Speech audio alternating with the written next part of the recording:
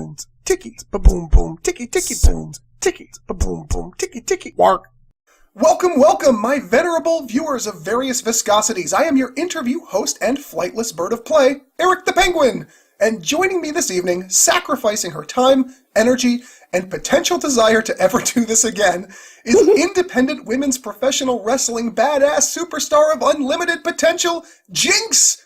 Yay, hello. Yes, I appreciate that intro. Well, that's part of the goal, but only half. The other half of the goal is, I don't know, like tornadoes? I don't really know. You know what? Yes, I'll go with it. So how you doing today? I'm good. How are you? I'm bird-rific. You know what? That was dumb. Let me try again. I'm penguin-riff. Nope, that's somehow worse. Never mind. You did better. That was worse. So welcome to the show. I hope that you've had a lovely day. Yes. Excellent. And we met you at the Nova Pro March 10th Rip Her to Shreds show in Annandale, Virginia, and you were such a sweetheart and such a great in-ring performer. We really wanted to touch base with you and have you on the show. So thank you for being here. Yeah, absolutely. Thank you for having me. And you're very welcome. So for those of us unlucky enough to have never seen you perform or interact with you prior to this moment, why don't you do me a solid and give us a rundown of who you are and what you do? Sure. Well, my name is Jinx, also known as the human embodiment of a My Little Pony slasher film. I come from Pittsburgh area in Pennsylvania, where Pittsburgh is. And I like your geography. You're just spot on, nailed it. Oh, absolutely. Great at it. But I've been wrestling on shows for just a little bit over a year, and been traveling around, doing my thing. I see you do a lot of stuff on the East Coast. I've seen you down in Florida, obviously in Virginia here for the Nova show, obviously in your home area of Pennsylvania. Mm-hmm. Where else you been? I've done all around Pennsylvania, Ohio area. I've been to Maryland, Michigan. I'm about to go to Chicago. Oh. The entire state of West Virginia. I've wrestled in all of it, every part of it. Every nook and cranny, baby. All of West Virginia. I've wrestled on it. Just on it, not in it, just on top of it. On the map of West Virginia. Somewhere in the vicinity of West Virginia. I dig it. But yes, that's where I'm from. That's what I've been doing, and hoping to evolve more in this year as well. Excellent. Well, all right, so we're going to get down and dirty with some of these interview questions, but here's the thing. We are going to proceed with this interview in one of three different ways, and it will be up to you to decide which route we travel. Okay, right. I'm ready. All right, so pressure. The pressure is on. Option 1, straight shooter. I will read to you a predetermined series of questions that you will hopefully answer to the best of your ability. This is your basic interview setup and get straight to the point. 2, 20 questions. I will have you pick any number between 1 and 20. I will then ask you a correlating question off my sheet, which you will hopefully answer to the best of your ability. Hopefully, yes. And of course, this would give you random control over how this house of cards topples. Yes. And option 3, mirror. For the most ludicrous results possible, I will ask you a predetermined question that you will hopefully answer to the best of your ability. In turn, you will get to ask me a question of your own choosing, no matter how silly or serious. I will answer to the best of my ability. This will go back and forth until the process is complete, and we both regret every decision that has guided us to this moment. Complete. I feel like it's like some sort of weird science experiment until the process is complete. I'm going to have to say that I think the best viable option for my life would be 20 questions. Good choice. Very well done. There we go. Playful, but not too out of control. I like it. Exactly. All right, so let's start off. Why don't you give me a number between 1 and 20? Oh, man. 11. Okay. Number 11. Are there any specific fan interactions you recall that stick with you in a positive way, potentially an interaction that made you rethink the fan community and what they mean to you? Yeah. Any interaction that I've ever had of people saying that me being open with mental health and the journeys that I've been on have helped them in ways have always been very impactful and are always really stick with me and really help me want to just like keep going on with wrestling and whatever I can do, because I love having that sort of impact on people's lives, being able to help them like that. I am impressed with that answer. That's very good. All right, so for our next question. 6. Number 6. Who was your first childhood celebrity crush? Razor Ramon. Oh, good one. Not even kidding you. Definitely Razor Ramon. That's a good answer. I'm going to be honest with you. I love him dearly. And something inside of me was like, wow, that is a beautiful man. Well, that's a big high five out there to Scott Hall. Thank you, buddy. Yes. You're an inspiration. What a man. Do you still have a crush on him now? Oh, absolutely. Nice. Always. All right. So, next number? 18. 18. Would you consider yourself a gamer? And if so, what games would you consider some of the best of all time? Yes, I have video game arm tattoos. I have 2 Halo tattoos, and I have a Scorpion tattoo. Like from Mortal Kombat? Yeah. All right. But probably my favorite video game of all time is BioShock. Oh, good answer. I love BioShock. I love the second Borderlands. Those are probably my 2 favorite games. Did you like BioShock Infinite? I did.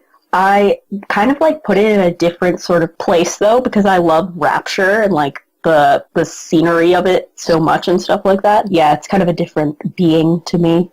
Sure, I can understand that. Exactly. Next number. 9? Number 9 it is.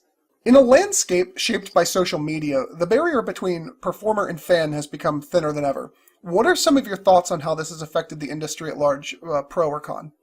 I've actually was just discussing this with people recently, how I think it's that sort of break in the barrier, which has always been there in wrestling, but now more than ever in the fact that everything's very personal, is both a great thing and sort of can be a little bit of a rough thing, because it just feels like you said, there's very blurred lines.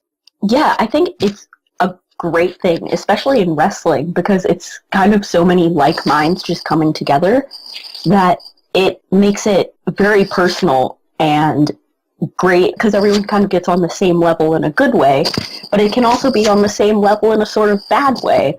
But I feel like sometimes people can think that, like, we're closer friends than we really are, and I'm just kind of like, I don't want to tell you everything about my life, but I think for the most part, it's a really good platform to bring everyone together.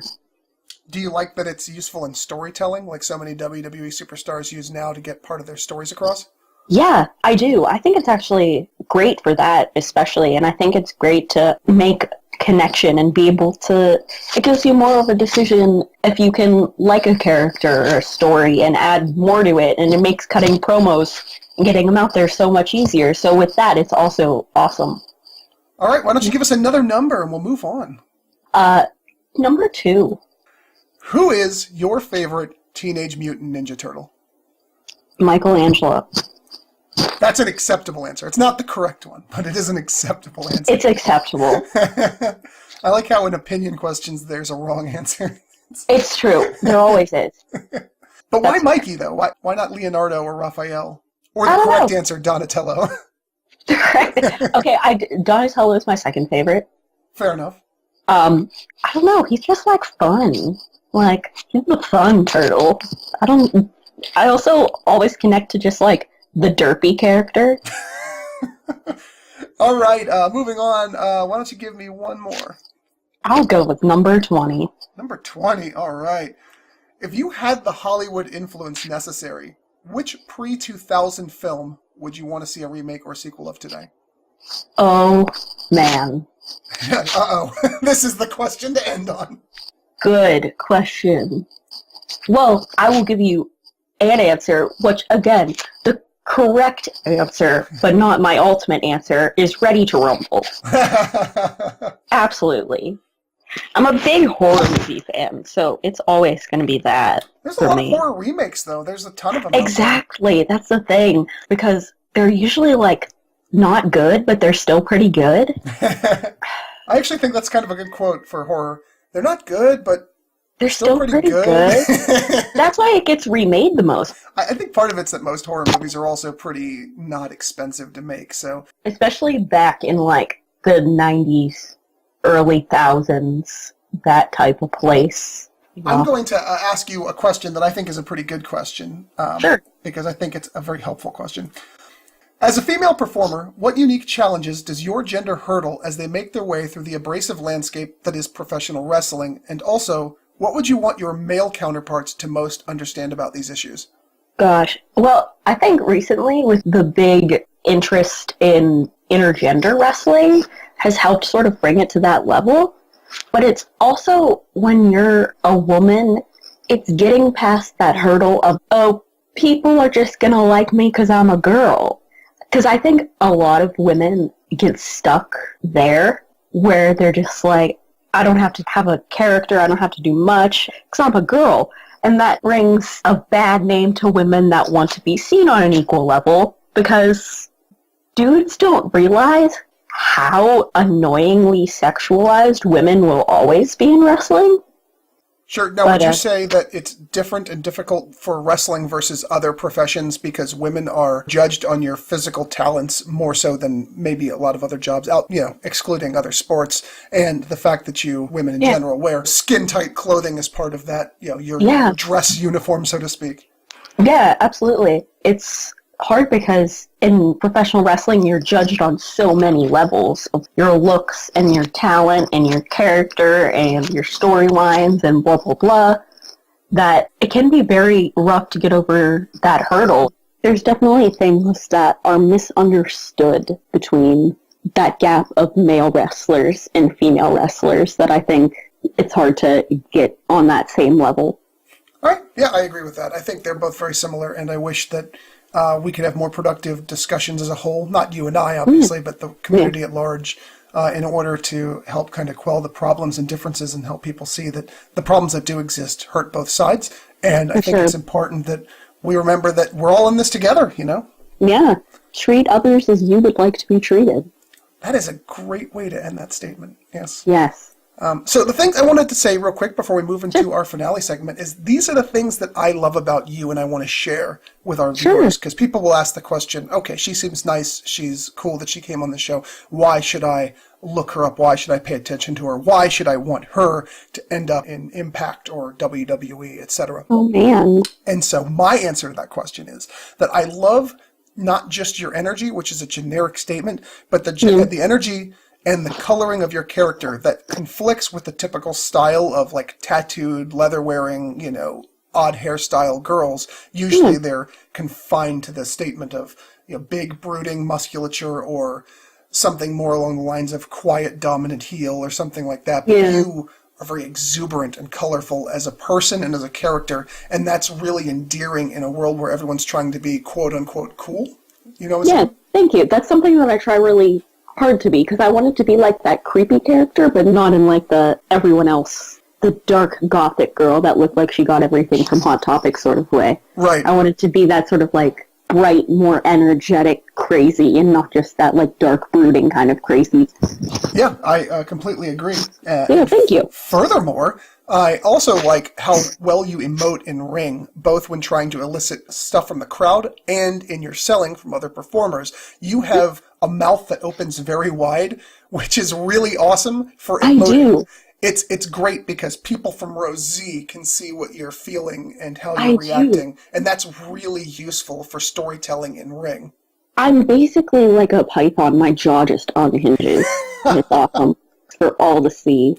And because you have such a wide smile, it's really easy to tell that you're happy to be there. And in each of the videos I watch of you, and seeing you live and meeting you in person, you just have this gigantic ear-to-ear grin, which exudes a halo of happiness, which absolutely rubs off on the people around you. Because it really brought us towards you and made us want to talk to you more. So thank you very much. Those are some of the things I think are just absolutely amazing about you, outside of your typical in-ring skill and things like that. It's generic to say, oh, she's good in the ring. Thank you. I appreciate that. Those are things that I work hard on, so I'm glad that they show through.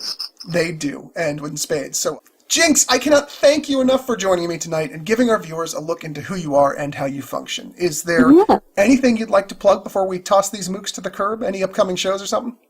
My next upcoming show, I'm going to be in Chicago doing Kaiju Attack Wrestling in April, which is going to be awesome. And then other than that, I've been really trying to fill up the rest of my schedule for this year. So if you have any interest in like a tiny, excited serial killer to be on any shows near or around you, My Twitter is bloodyxadorable. My Instagram is bloody_adorable. And then my Gmail is wrestlingsjinx@gmail.com. Any and all ways are beautiful ways to get in touch with me and bring me to your area and have me physically fight people. In the face. In the face. And around the body. And in West Virginia. I'm sorry, and on West Virginia. On West Virginia. Thank you so much again for joining us. You've been a gem, so you have been truly, truly, truly outrageous. Y'all have been a treasure to my life. Thank you. I am blushing with penguin goodness right now. Aww, it's the cutest goodness. So everybody have a great night. Remember to prepare your bodies for the upcoming WrestleMania 34 in New Orleans. And Jinx, what is it that women can do? They can wrestle. Thank you so much. Everybody have a great night. Bye. Boom, ticky, ba boom, boom, ticky, ticky, boom, ticky, ba boom, boom, ticky, ticky, work.